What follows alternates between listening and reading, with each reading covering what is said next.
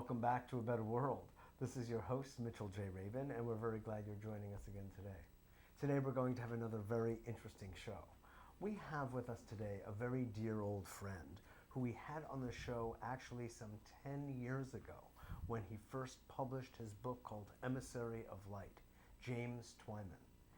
Jimmy has since become world-renowned for many of his adventures into war-torn countries where he has gone and played music about peace, singing of the prayers of St. Francis of Assisi in such places as Baghdad, at times in Jerusalem, in Ireland at the top of fighting between the Catholics and the Protestants. Nothing has stopped Jimmy. He's been an incredible warrior in the peaceful way and has inspired thousands and hundreds of thousands of people around the world with the noble work that he's been doing. The author of so many books, I can't even count anymore, and the producer of several films involving indigo children, Jimmy has stepped up to the plate in a really interesting way. Most lately, he just finished, actually last night, a concert at the Church Center of the United Nations after having concertized every night for 64 days straight to honor the season for nonviolence. Wow. Concertized. Amazing. I didn't realize that's what I had done. Concertized. You like that verb? I like that. Use it any time. 64 days of concertized. Exactly. You didn't think it was possible? I didn't think so. But you've done it. I did it. It's nice to be here today. I'm feeling a little bit casual because, after 65 or 64 concerts in a row. Actually, it was more like 80 because there were some days where we did about 3 or 4 events in one day. But there were 64 days of doing at least one concert every day. Amazing.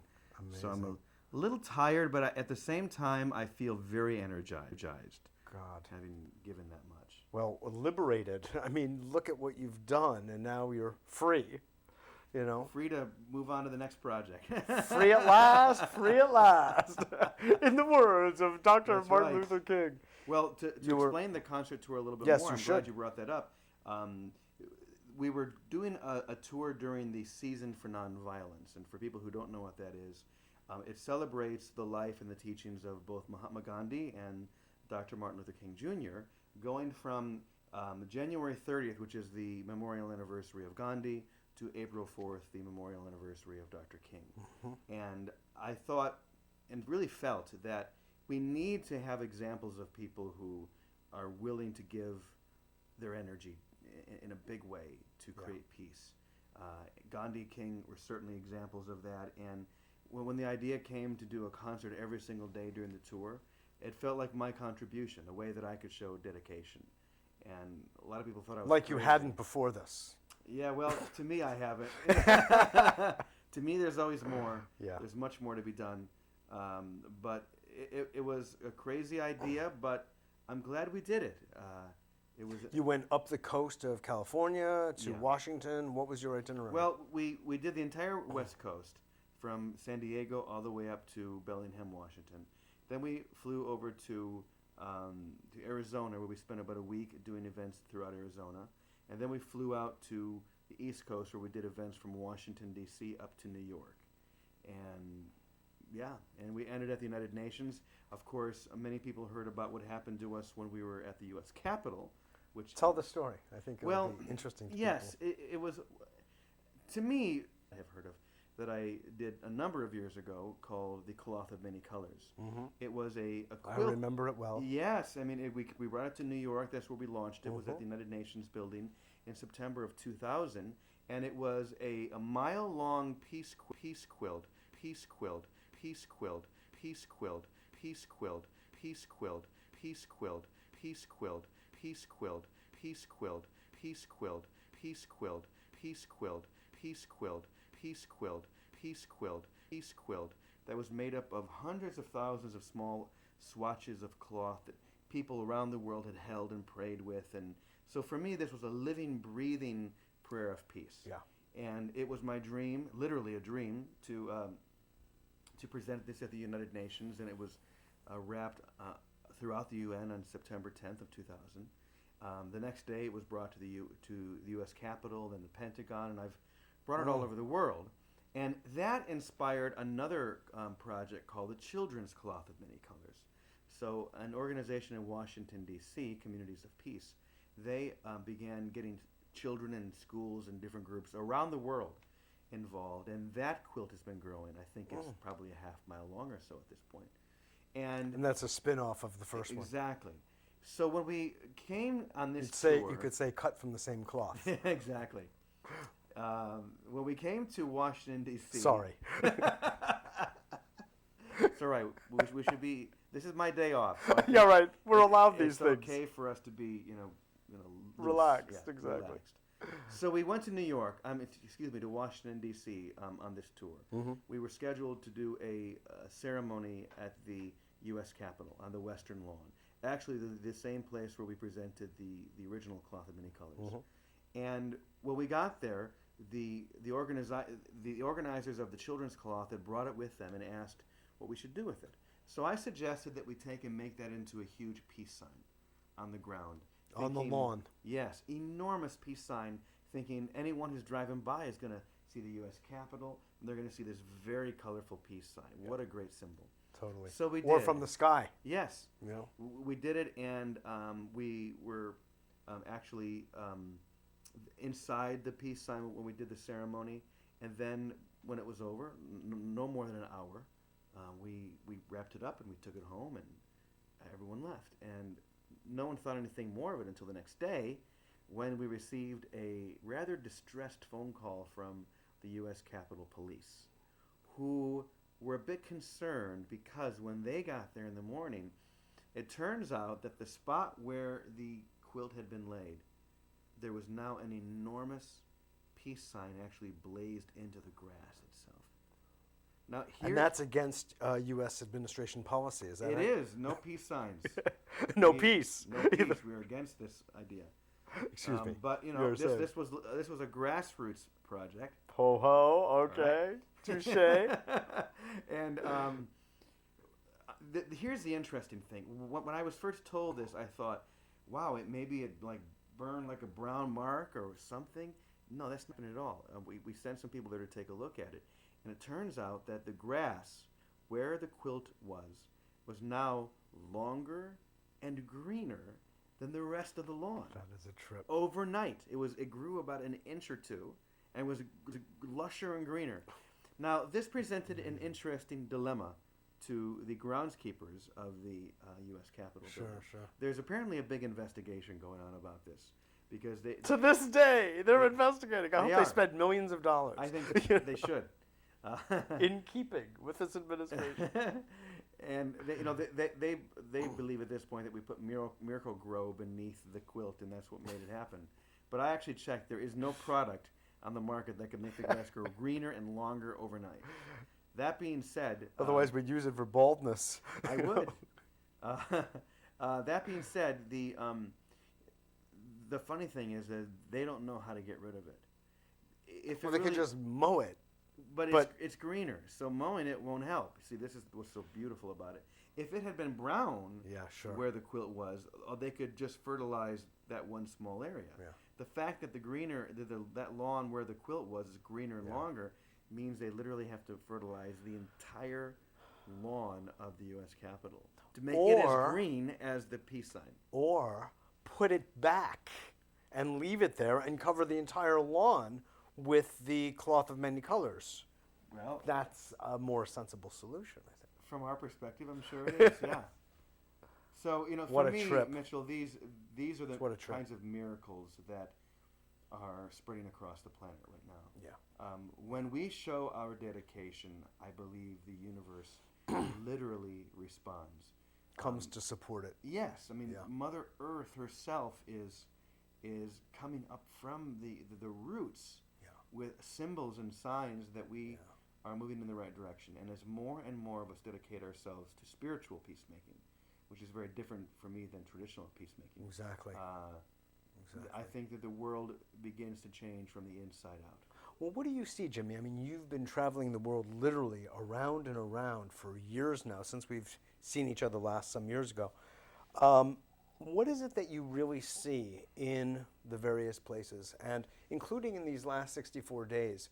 What is the expression on people's faces? What is the general sensibility It's a that hard you question because, Yeah. of course,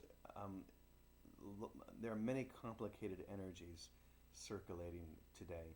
On one hand, I can say that people are very excited, people are motivated, and I see that a lot. And yet, at the same time, I also feel and see the opposite, that people are very complacent today.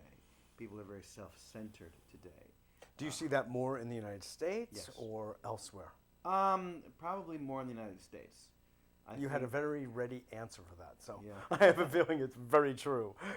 In general, I would have Yeah. to say so, that we do tend to be myopic and self-centered and self-motivated. Not only Self-interested yeah, kind of thing. self-interested, in Yeah. both as individuals and as a country. Yeah.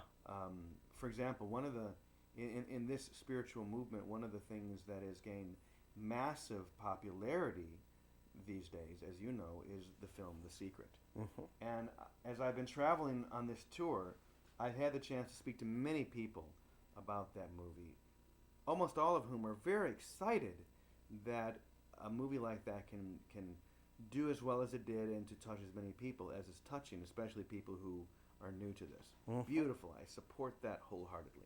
However, I think there's a huge. I'm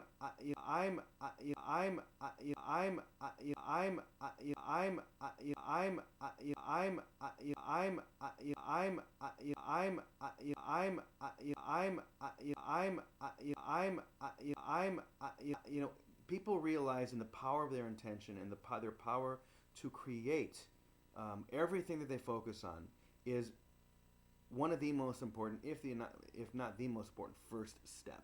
Yep. Okay, but you don't want to think you're in graduate school when you're really in kindergarten. Mm-hmm. Okay, and for me, the teachings as they were presented in this film were a kindergarten level of understanding of the power Yeah. of manifestation, mainly because the entire emphasis in my mind was focused on how do I use this technology to get what I believe I don't have, what is outside of me that will fulfill my life if I can only get this, right? Exactly.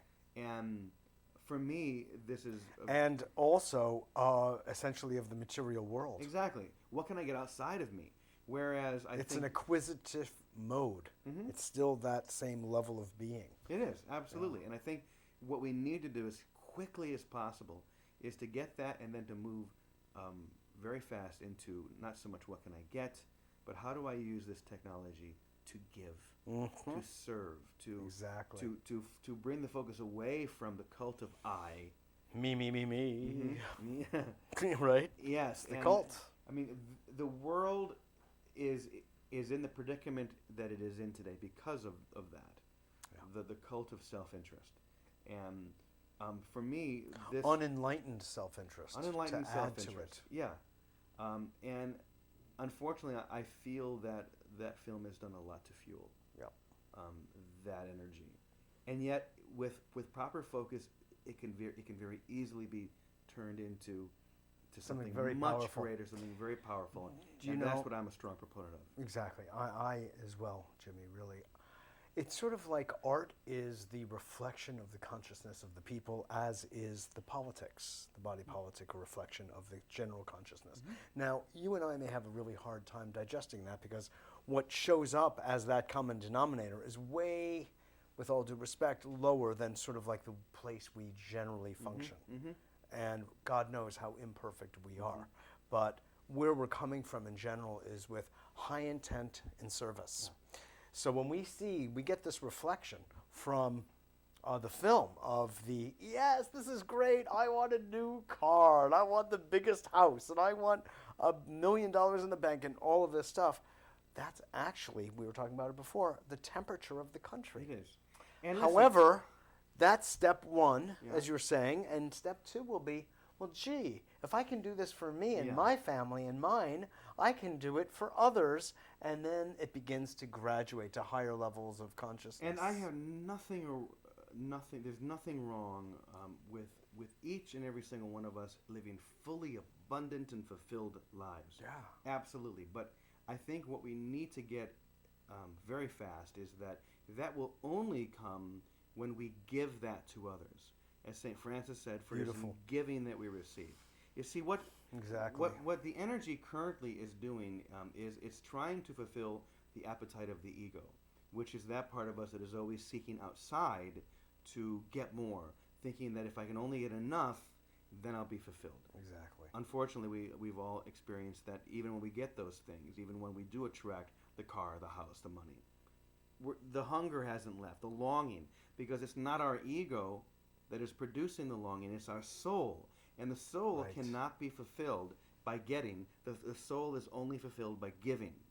Because the soul recognizes on the deepest level that it already has everything that is of true value. Peace, love, light, all these things that are the real thing that we're looking for. Even patience. All those things. And the more we Yeah. give those things, you can't give something you don't have That's already. right. So this is where the longing is coming from. And so I'm going to be doing everything I can to shift the focus into that. What do you think in what you've done in the name of peace, going to really the most dangerous hotspots in the world? How would you assess the effect that you feel that you are having on those particular populations? Well, Is there some way that you could gauge what? I try not to focus too much on the effect that I'm having. I'm too close to it. You know, we're always too close to see Really? what we're doing. I often, if anything, it's when I meet people who have been impacted by a book I've written or a movie I've produced or anything at all. I love that because so often I'm not aware. You know, we create and we put it out there, but we don't always get to see how it affects people. That's one of the reasons why I wanted to do this tour is because it, you know, being in front of people, you know, being the Peace Troubadour again.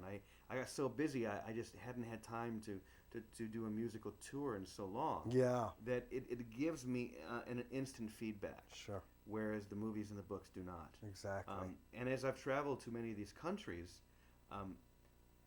I hope we're having an impact. I believe we are. Oh, I'm sure that you're having an impact. There's no question. If people come, they are hungering, longing for some contact on a more genuine level. Mm-hmm. And you definitely provide that through your music, through your presence. Well, I'm question glad you about said that. through the music and through the presence because for me, in my own life, the music, I believe, is where Spirit sings cleanest and clearest through me. In other words, it's where I can get to the side enough so that Yeah. it's not me as on a personality level, Right. but really You as a being conduit. an instrument of peace, right? Exactly. And I don't think I it's any the mistake that your favorite song is the combination of prayers that you put together, sort of being underlined by the St. Francis prayers. That's right. Francis has always been my hero. Yeah. Since I was a child, and when I was 18, 19, I was studying to be a Franciscan Yeah. priest, and it's a very deep part of me, and one that I don't want to get away from because I love that simple spirit.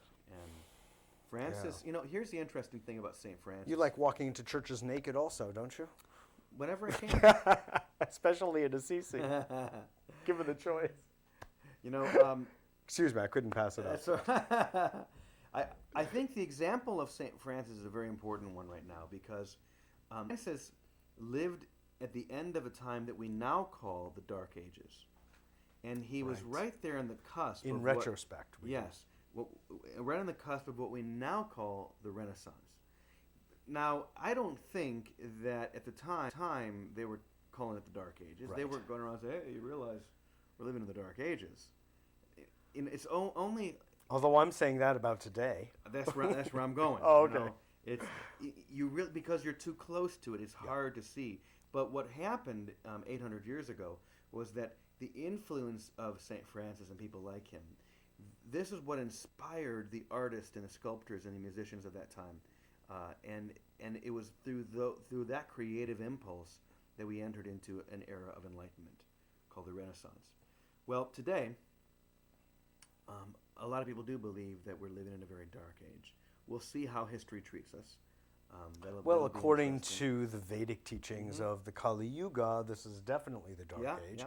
And we're actually not due, according to that cycle measurement, to come out of it for quite some time. Oh, Our little lives today don't want to exactly admit how much longer it's going to be before the veil lifts. Whether it's true or not, But I mean, there's no way for me to know. All I know is that we need more Gandhis. We need more kings and definitely and St. Francis's, because I think that regardless of what has been seen and said about us through these ancient teachings, I believe that if enough of us can dedicate ourselves in that manner, we can shift the well, tide. you know, I gotta say, many years ago, Jimmy, I felt like I had a real realization about things having to do with the Messiah.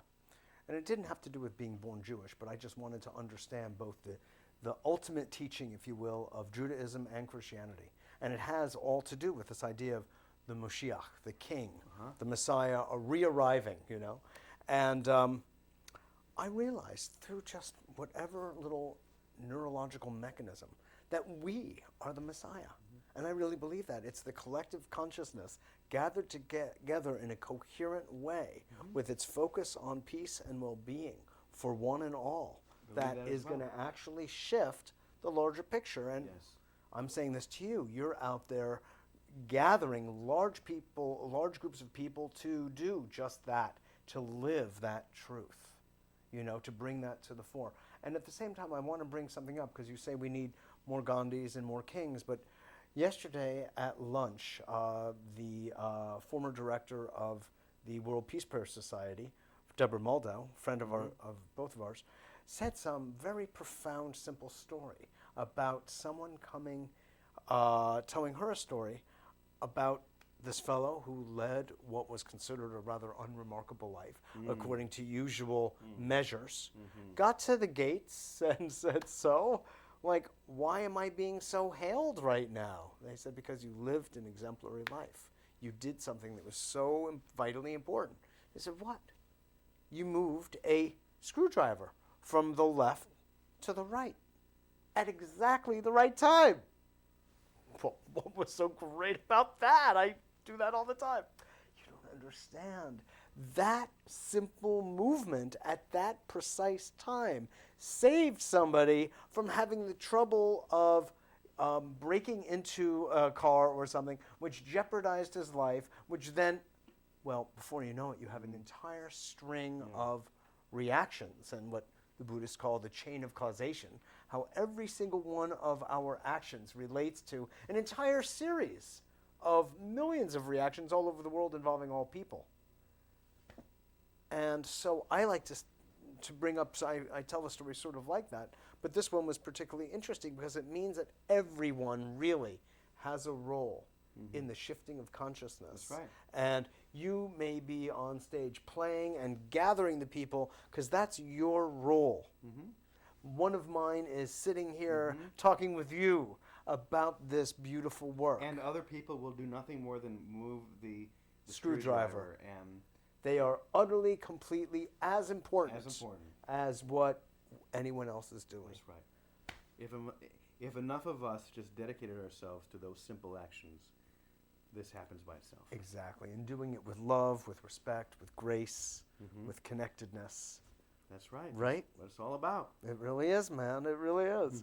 So what do you feel the audience should kind of take away with them from this conversation, Jimmy, that they can apply in their own lives to help quicken the spirit, so to speak, so we can avert perhaps more disasters, to use our God-given love, peace, inner peace, and imagination to create a more enlightened society?